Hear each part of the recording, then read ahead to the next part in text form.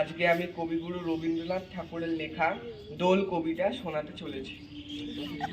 আলোক রসে মাতাল রাতে বাজিল কার বেনু, দোলের হাওয়া সহসা মাতে ছড়ায় ফুলরেণু। অমল রুচি মেঘের দোলে আনিল ডাকি গগন তলে, উদাস হয়ে কেড়া যে চলে শূন্য চড়া ধেনু। দোলের নাচে সে বুঝি আছে অমরাবতীপুরে, বাজায় বেনু বুকের কাছে বাজায় বেনু দূরে।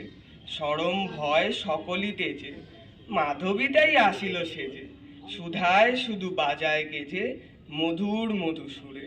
সুধায় কে বাজায় কেজে মধুর মধু সুরে। নমস্কার। সপ্তর্ষিকে আবির লাগিয়ে বরণ করে নেবে আমাদের দলের অঞ্জনদাকে ডেকে নিচ্ছি।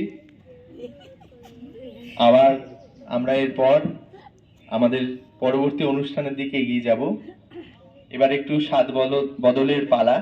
আমাদের প্রথমে যে গান গেয়েছিল, গান নয় কবিতা পাঠ করেছিল অমিত্রজিতের একটি নৃত্য আমরা এবার দেখে নেব।